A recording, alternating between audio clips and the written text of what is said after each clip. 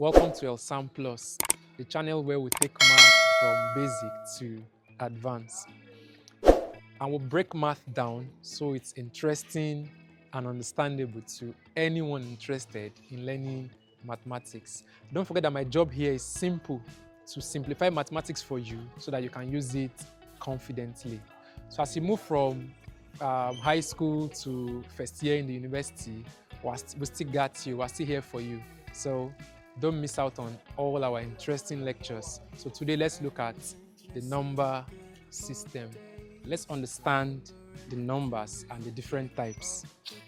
Okay, so the first type of numbers we're going to be looking at is the natural number. So natural numbers, they are numbers we use for counting objects. So from your elementary school, you start learning how to count from 1, 2, and so on. So those are natural numbers, starting from 1. So what we'll have here is natural numbers are used for counting discrete objects. So the set of natural numbers, you have 1, 2, 3, 4, and so on. So just bear in mind that when you count from 1 up, what you are using is natural numbers. So take note, there's no 0 in the natural numbers. Take note of that. So natural numbers are 1, 2, 3, 4, and so on. So let's move to the next type of numbers. We'll have the whole numbers, W.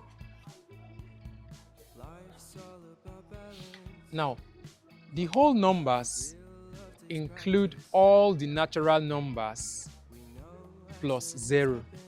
So when you add 0 to the natural numbers, what you have? Whole numbers. So the whole numbers begin with 0, 1, 2, 3, and so on. So the set of natural numbers with addition of 0, that makes what? Whole numbers. So 0 is a whole number, 1 is a whole number. Okay, so those are straightforward. So the next one, we have the integer. So the integer z includes all whole numbers plus their negative counterparts. So all the whole numbers which you use for counting, including 0, and their negative counterparts, all these together make the integer. So we have it here. So the integer involves -3, -2, -1, 0, 1, 2, 3. So for integers, you have -10, -4, 7, 0, 3, and so on. So both positive and negative whole numbers are all integers. So I believe that's clear.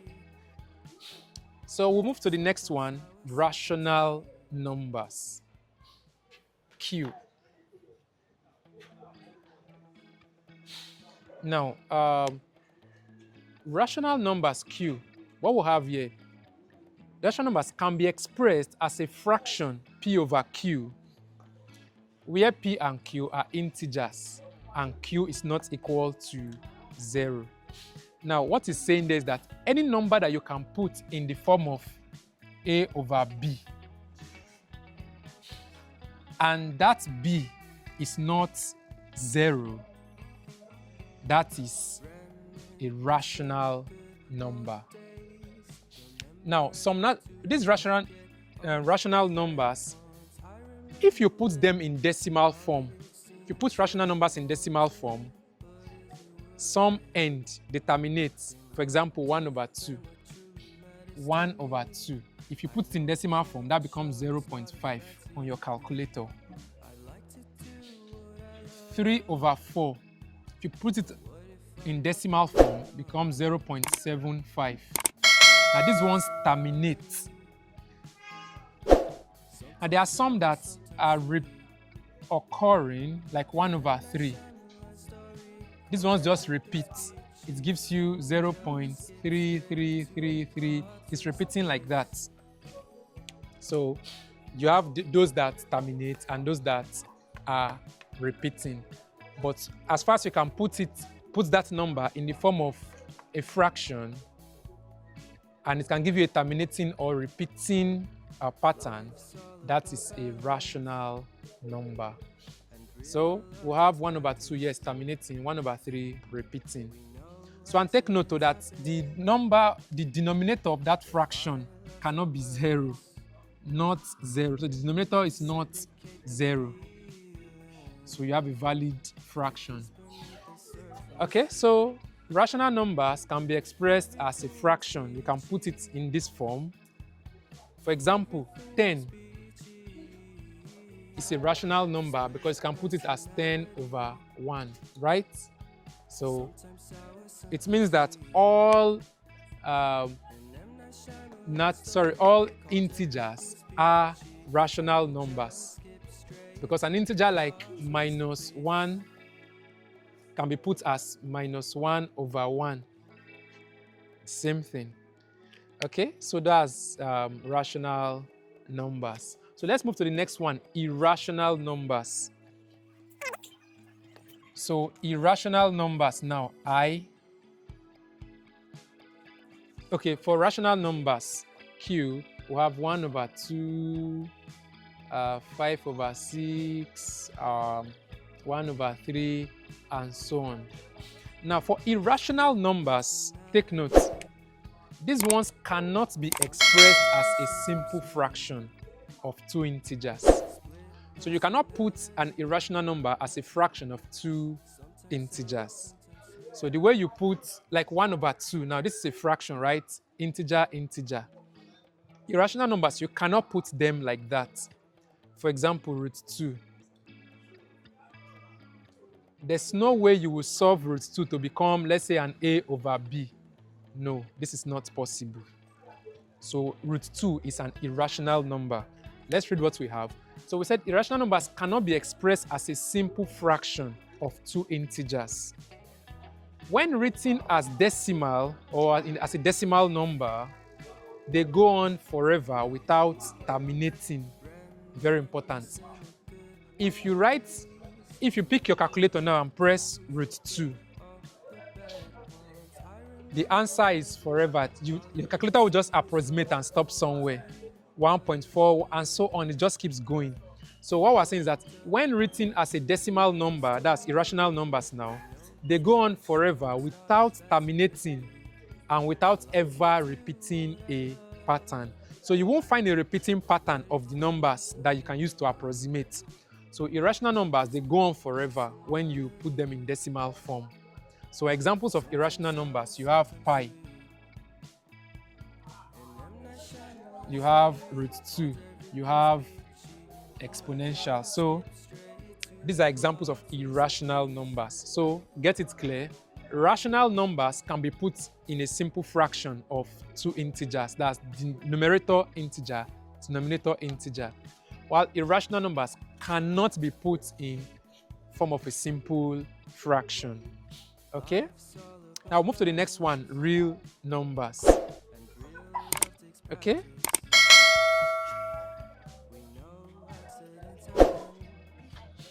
So real numbers is the combination of all rational and irrational numbers. Remember that I've told you that all whole numbers are natural numbers with addition of 0, right? All integers are whole numbers, positive and negative. Now, rational numbers are integers, like I said. So now, real numbers include all rational and irrational numbers. It means that all natural numbers are real numbers. All whole numbers are real numbers. All integers are real numbers. All rational numbers are real numbers. And all irrational numbers are real numbers. So it's simple.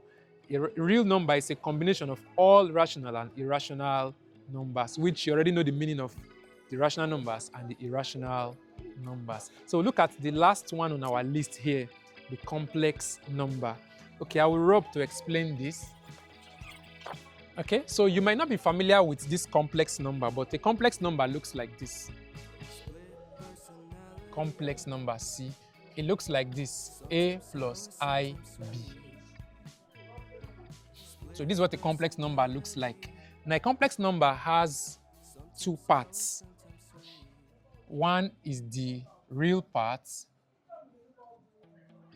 and this is the imaginary part. Now, this I in the IB, the I represents the square root of -1, and it is called the imaginary unit. So the imaginary part of the complex number has an imaginary unit, I. Now, for a lot of years, scientists could not handle numbers, the square root of negative numbers, till this part of mathematics was discovered, complex numbers. So this I now is the imaginary unit. Now, if you watch, this I now is square root of -1, right? What will I square be? That's the square root of -1 square, right? Remember, this square will cancel this, and then you have a -1, right? I cube will now be what? That will be I square multiplied by another I, right? Now the I square is -1, isn't it? Multiplied by I. So I cube can be conveniently said to be -I. That's -1 multiplied by I, that's a -I. What about I raised to the power 4? I raised to the power 4 is I square multiplied by I square, right? And I square is -1 multiplied by the second I square, -1. And -1 multiplied by -1 is 1. So, a very interesting part of mathematics that we can go on and on to play with. Now, so take note, a complex number is in this form, A plus IB, where the A is the real part and the IB is the imaginary part. Now, I can argue that the complex number is the widest part or the biggest part of these numbers because it contains all the types of numbers. Now, remember that, I think I can rub now. A complex number, we said, for example, let's say C equals to 3 plus 7I. What if this 7 was 0? So the complex number will now be what? 3 plus 0, which is 3. And guess what 3 is? 3 is a real number. So in summary, let's summarize now. In summary, I think I can rub this now. In summary, all natural numbers are elements of whole numbers. That's all natural numbers are elements of whole numbers. So you can find all natural numbers within whole numbers. Now, all whole numbers are elements of the integer. So all whole numbers are also integers. That's cool. All integers, yes, are, Q. All integers are rational numbers. And now all rational numbers are real numbers. And from what we have just shown, all real numbers are complex numbers. Okay, so we've just looked at the types of numbers and it has been an interesting one. So I remain Earl Samm. Kindly subscribe to this channel to keep getting interesting solutions to mathematical problems. Don't forget that my job here is to simplify mathematics for you so that you can use it confidently.